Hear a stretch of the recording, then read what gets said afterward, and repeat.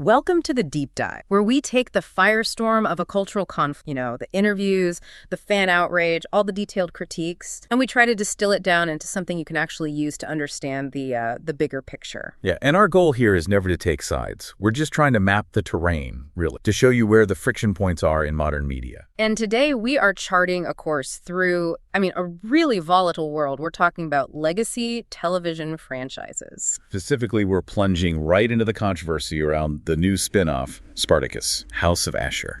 And maybe even more so, the highly charged public battles waged by its creator, Stephen DeKnight. Right, because this isn't really just about gladiators and, ancient Rome. Not at all. This is a deep dive into how a creator's public political identity can clash, and clash hard, with what an audience expects. And that clash leads to this whole cascade of criticisms that, they touch on everything. Historical accuracy, storytelling choices. All the way to, outright moral and ideological condemnation. It's a huge spectrum.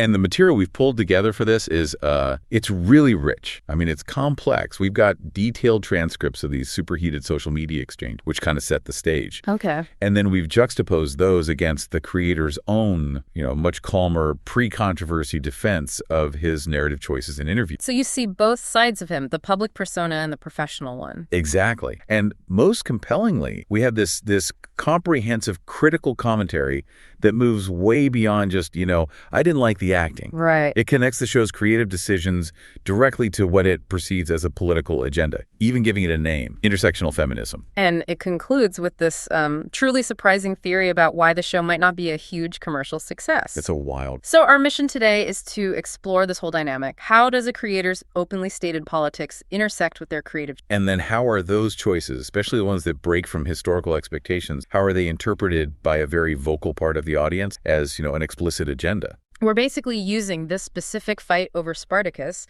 as a perfect little microcosm of the modern culture war that's playing out over, pretty much every piece of legacy IP. Yeah, it's a great test case. We'll break down the specific arguments, we'll look at DeKnight's defenses, and then we'll spend some real time unpacking that profound ideological critique. The one that sees the show not just as failure of historical drama, but as a moral agent in the world. So let's start exactly where all the heat began. in the rough and tumble world of social media. Where else? Okay, so what's really crucial for you on here is that this whole confrontation, it didn't begin with some polite discussion about, the merits of Roman armor or the logistics of a slave revolt. No, not at all. It began with the creator, Stephen DeKnight, engaging in highly specific partisan, real-world political commentary. And this was long before the show even came up in the conversation. So he set the tone. He absolutely set the tone. That's the foundational context for the entire critique that we reviewed. The articles detailed that DeKnight started a public exchange where he was advocating for a political outcome he wanted. Okay, what was he saying? He was specifically calling for the removal of certain high-profile political figures, Chuck Schumer and Hakeem Jeffries, from Congress. So this establishes right away that the creator's political stance was already overtly visible and pretty assertive on the platform. So he had, in essence, already set this partisan expectation for anyone who was just scrolling through his feed. Exactly. So when a fan then comes to him with a suggestion about the franchise, it's already happening inside this political frame he's built. Right. The fan suggested a spin-off focused on what they called the fall of the Roman Republic. Which is a fascinating idea for a show rooted in history, right? Who wouldn't watch that? Oh, absolutely. The transition from republic to empire is it's rife with dramatic potential. And DeKnight's response to this fan's suggestion was, it was swift and very telling. What did he say? He responded, "Trust me, all the pieces are in place on House of Ashur." Now, in, any other context, that might just sound like a creator confidently reassuring a fan, like, hey, my show covers the themes you're interested in. Sure.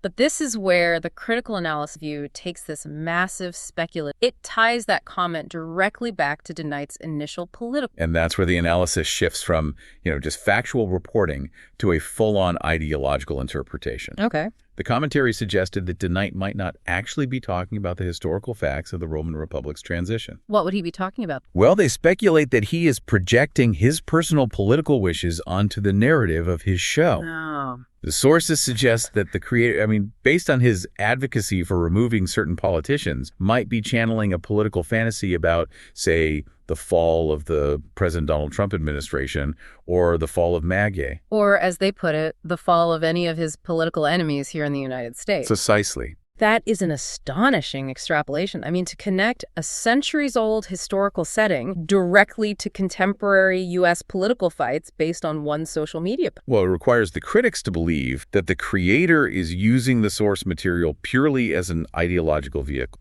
for his own political catharsis. So it's a reading that sees House of Usher less as a historical drama and more as like a personalized political allegory. And that framework, the idea that the show is inherently political, that sets the stage for the core conflict. Because right after this exchange, a second person jumps in. And this is where the real fire starts. This is where it ignites. Yeah. This second individual jumps in with the direct, character-specific criticism that sparked everything. And this person, they claim to be a devoted fan, right? They said something like, loved all of Spartacus and Ashur was probably my favorite character. Yes, and that's important because it lends weight to their critique in the eyes of the source commentary. It establishes them as a member of the core audience, not just some random troll. But then they deliver the hammer blow against the news spinoff. They wrote, but the liberal in you made you put a woman in it, and she's able to beat men, which ruins. Okay, let's unpack that specific criticism because it is a perfect example of the current culture war in media. It really is. The critique isn't about bad writing or poor acting. It's a direct accusation that the creative decision, having a strong female fighter who can physically beat male gladiators, is driven by an external political motive. Specifically a feminist agenda. Stemming from the creator's liberal identity, the fan is drawing a straight line. A direct cause and effect. Creator's politics leads to a creative choice,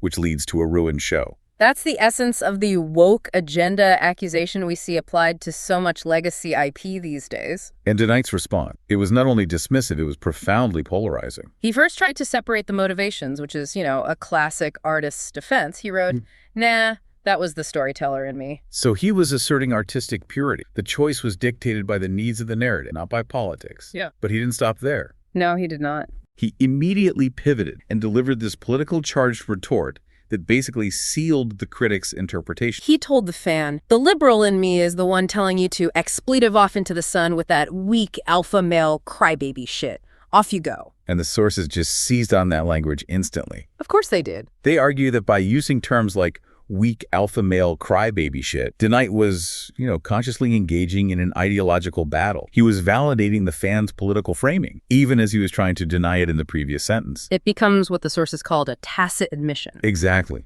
The immediate and aggressive use of that ideologically loaded language, dismissing the fan with terms that are associated with the current anti-woke discourse. The critics see that as proof. Their thinking is, if the decision was purely about storytelling, why the need for such a sharp, ideologically charged defense? It's a classic rhetorical trap, isn't it? It really is. If the choice was just a storytelling necessity, the conversation could have just ended with, it was the storyteller in me. But by having the liberal in me fight the battle, he confirms, at least in the eyes of his critics, that the political element is deeply intertwined with the creative defense. The sources basically view this as confirmation that the insertion of intersectional feminism was deliberate and was intended to challenge this exact kind of... And that confirmation is so crucial because it allows the critique to move forward on the assumption that the show is fundamentally an ideological project. And this whole aggressive social media stance, it directly contradicted a much softer, more measured rationale DeKnight had provided just weeks earlier in a formal interview. Which is exactly what we need to unpack next, the two faces of his defense. Right. So let's move from the heat of the social media battlefield to the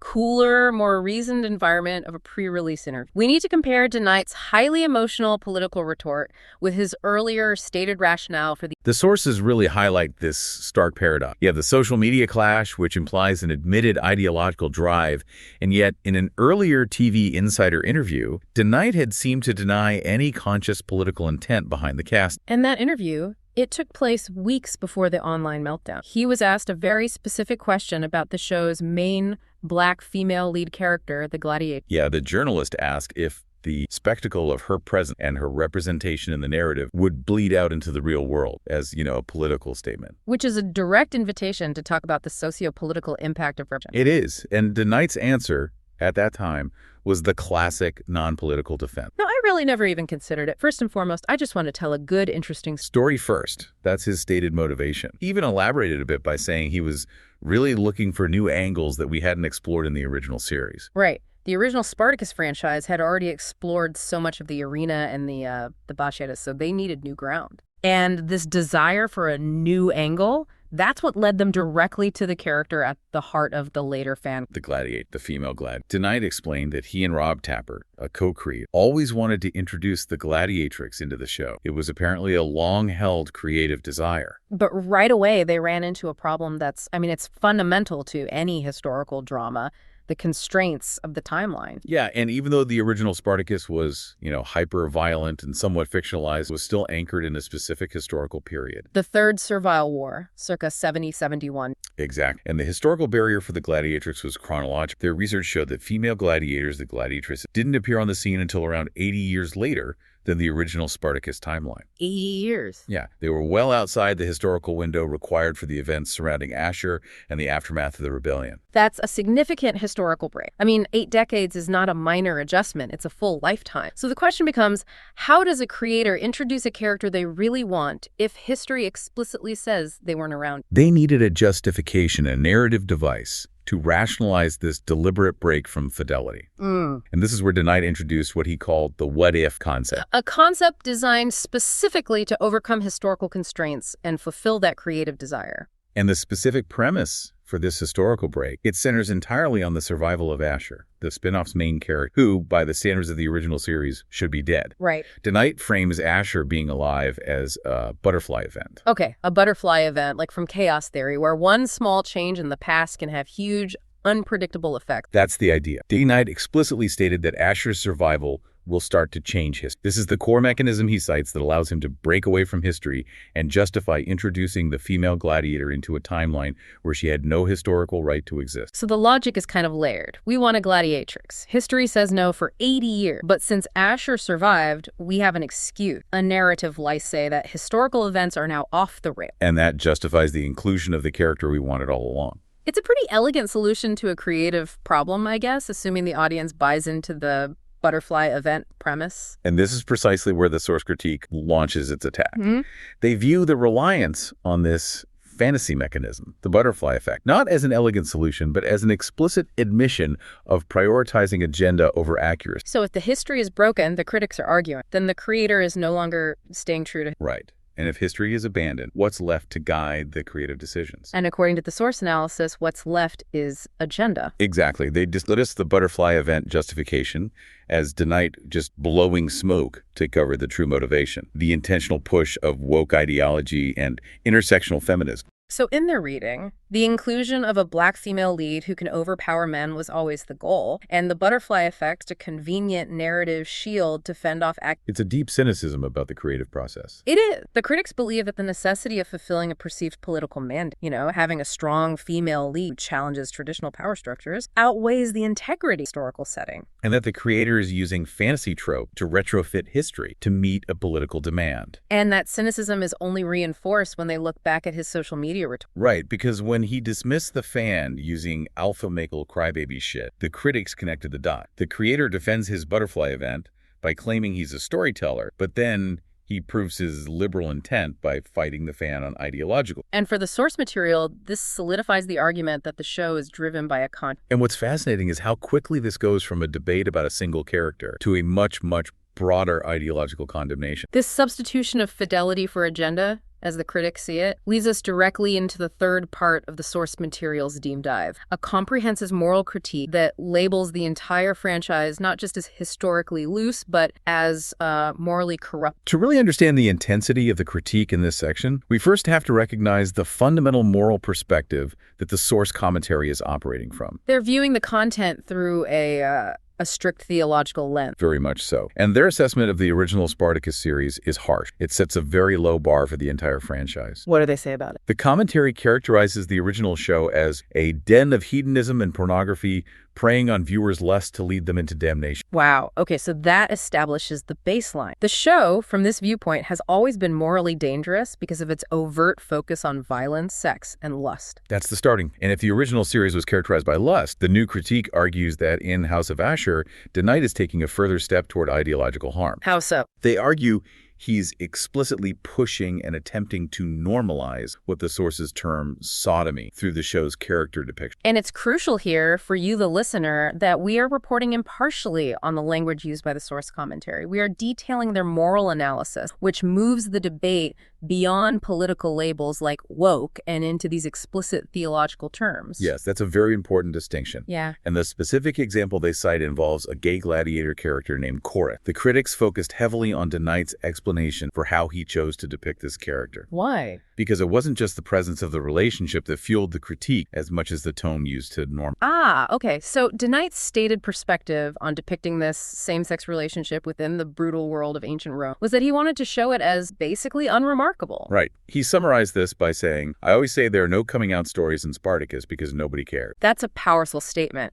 It suggests that in the brutal, pragmatic, life-or-death world of gladiators, sexual orientation just doesn't matter for survival or status. Yeah, and he focused on Chorus, describing him as a tough, grizzled, old gladiator, specifically to illustrate that nobody cares that he's gay, and thereby attempting to normalize the behavior within the show's world. So for DeKnight, this is a depiction of acceptance and norm, maybe a realistic reflection of a time when these things were viewed differently, or just a deliberate choice to show humanity regardless of orientation. But this effort at normalization is exactly what the source commentary found to be most insidious. This is the crux of the ideological divide. Absolutely. The critique argues that the creator is trying to sanitize or soften what they define as a foundational moral transgression. They believe the goal is to make something inherently evil seem acceptable to the audience. Let's get into the specific language DeKnight described the relationship, because it's the tenderness that the critics really latch on. He described the Chorus storyline as so sweet and gentle and awkward in the best kind of way. He was aiming for a genuine human connection amidst all the carnage. And the critics viewed this tender depiction not as a creative success, but as the precise mechanism of... Right. The source commentary counter-argued that this effort to portray the relationship as sweet and gentle is, in fact, an attempt to show something they define as objectively evil as something that is sweet and gentle. And this moral reframing is labeled with extreme gravity. The critics called this attempt to soften the moral transgression the lies. I mean, the critique doesn't just stop at moral disapproval. It places the behavior within a strict theological hierarchy, characterizing the actions depicted as sin that cries out to heaven for vengeance. That is an astonishingly high cultural and moral bar to place on a cable television series about Gladiator. Yeah. It just shows the sheer intensity of the up. It really transforms the media critique into a theological warning. The focus shifts entirely from storytelling quality or historical accuracy to the creator's perceived intention to alter the audience's moral compass. The critics believe that by normalizing this content, by making it sweet and gentle, DeKnight is actively leading viewers toward damnation. And it's important to recognize the sophistication of this critical argument, however extreme it sounds. They're arguing that the gentle tone makes the content more dangerous than the blatant hedonism of the original series. Because blatant evil is easy to spot. Exactly. Blatant evil is recognizable, whereas palatable, normalized evil is seductive. And this perception of deliberate normalization is what the critics argue constitutes a profound and dangerous ideological push from... Which, for them, just confirms their belief that he's prioritizing his agenda over morality. So, on one side, you have a creator who asserts he is simply telling a compelling modern story, looking for new angles and humanizing characters. And on the other, you have this vocal critique that asserts the creator is intentionally deploying intersectional feminism and promoting sin under the guise of entertainment. It's this intractable conflict that defines the viewing experience for this segment of the audience. And given this intense ideological opposition, the sources then turn their attention to what they see as the observable consequence of this agenda, Which is the show's lack of success in the cultural market. Okay, so we've established the depth of the ideological clash. Now we have to look at the third major argument presented by the source, that the show's decision to adopt this perceived agenda has resulted in measurable commercial and cultural... That is the central premise of this final part of the analysis. The sources cite evidence suggesting a distinct lack of market success or cultural penetration for House of Ashur, especially when you compare it to the original. How do they put it? They summarize this assessment by stating the show seemingly has zero cultural cash is a scathing indictment in the age of streaming, where cultural relevance is often the only metric that really matters. That's brutal. What specific data do the sources rely on to back up this claim that the ideological agenda has demonstrably damaged the franchise? Well, they point to quantifiable third-party indicators. I mean, while the show may have gotten a renewal, the sources mention that independent data, like Nielsen charts, suggest that no one is actually watching the show. Relative to expectations. Right, relative to the expectations for a major franchise revival. The lack of cultural buzz, the conversations, the memes, the widespread debate is seen as confirmation. And beyond just viewership numbers, they also cite a tangible, documented decline in audience affinity. Exactly. The sources provided a numerical comparison, noting that audience scores and reviews are significantly down compared to the original series. Like, what kind of numbers are we talking about? For example, they point out that the original Spartacus franchise had very high audience mark, often scoring in the 8.5 to 8.7 range on platforms like IMDb. In contrast, they cite House of Asher as currently sitting significantly lower, maybe in the 6.0 to 6.3 range. That's a huge drop. It is, and this measurable failure, they argue, cannot be separated from the creator's perceived ideological capture. So the argument is constructed pretty clear. The creator injected a woke, intersectional feminist veneer, as the critics call it, onto a beloved, gritty franchise. And that veneer acted as a repellent, driving the core audience away. Which then leads to measurable failure in terms of viewership and critical engagement from that audience? The core argument is direct and punitive. The application of ideology onto the franchise has clearly driven people away from the franchise. They believe the audience came for history, brutality, and action, and instead they got a political lesson, and so they tuned out. And this is where the commentary takes its most unique and profound turn. The conclusion that transforms a commercial failure into a moral success. This is the mysterious divine intervention. And it represents the ultimate irony within this whole critical framework. It posits that the show's failure isn't just a commercial or artistic outcome, but a spiritually guided concept. We have to walk through the logical chain here, step by step, to really grasp its complexity. Okay, so let's start with the premise of success. If the show had been a smash hit, what would the critics argue would be the concept? If the show had achieved the massive audience of the original series, the critics argue it would have been highly successful in its ideological goal, spreading what they identify as moral corruption. So that would include the numerous sins that it promotes, like lust and the normalization of specific sexual behaviors? Yeah. Success would have equaled a moral catastrophe in their view. It would have exposed vast numbers of viewers to content the critics define as wicked. But the show did not succeed. It failed, at least according to the low Nielsen charts and the drop in audience scores. And that failure is directly attributed to the creator's political choice. Correct. Because the creator made the controversial choice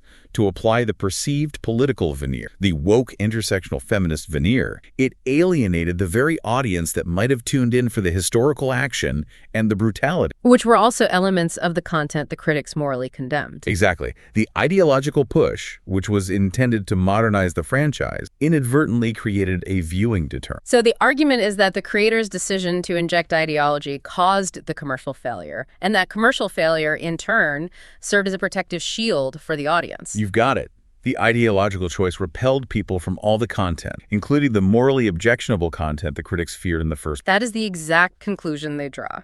The commercial failure is interpreted as a profound irony. The one element of the show the critics hated the most, the political agenda, is what ultimately protected viewers from the other elements they hated just, the moral degenerate. And the source commentary suggests that DeKnight's decision to inject this ideology and then fail commercially gives a glimpse of how God works in mysterious ways. That is a remarkable sense. It takes a purely secular metric low audience score and repurposes it as evidence of theological intervention. The lack of cultural buzz becomes proof of divine protection. It's a complete reframing of the typical entertainment. It elevates the conflict from bad writing or poor adaptation to a spiritual battle where the creator's perceived ideological arrogance to an unintended moral victory for his critic. The failure is viewed not as a loss for the studio, but as a success for those who are concerned with the moral health of the culture. What really stands out here is how the struggle for narrative control is perceived. For the critics, the creator tried to control the narrative by inserting his politics. But that political choice ended up ceding control of the audience, resulting in the content being rejected wholesale. The ideological decision became the franchise's own immune system, attacking and ultimately destroying its own success. And once that initial political clash gave the critics what they saw as the smoking gun, DeKnight's own admission of his liberal stance in his retort, they had the foundation they needed to build this comprehensive moral, historical, and ultimately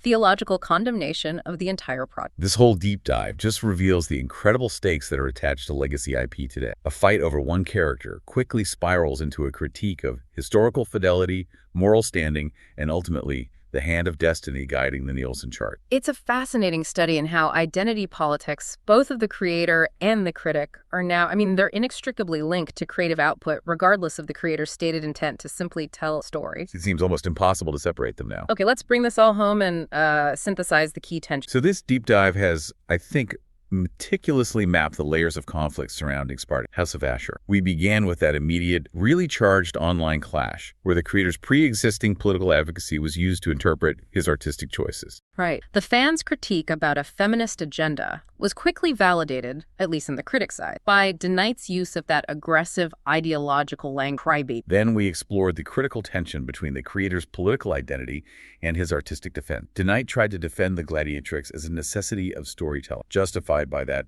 butterfly event of Ashur. A necessary historical break. But the comprehensive critique argued this was just an elaborate excuse to push woke ideology, prioritizing perceived political mandates over historical integrity. And this led to the most powerful part of the analysis, the profound moral and ideological content. The critics defined the show not just by its political leanings, but by its moral content, viewing the creator's efforts to normalize specific behaviors, like the depiction of Chorus as gentle as the lies. The core conflict at the end of the day really revolves around narrative control. Is the inclusion of diverse characters and themes a necessity of good modern storytelling, looking for compelling new angles that resonate with today's audience? Or is it an explicit and undeniable effort to push a specific ideological agenda, regardless of the historical? And when a creator uses a high-profile platform to engage in partisan political discourse, they effectively invite, and you could argue they mandate, that the audience read their creative work through that same intensely critical political and ideological lens. The consequence, as detailed in this critique, was a dramatic drop in audience, leading to a commercial failure that the critics ironically repurposed as a profound moral success. We've seen how powerful a perceived ideology can be, whether it's admitted or denied,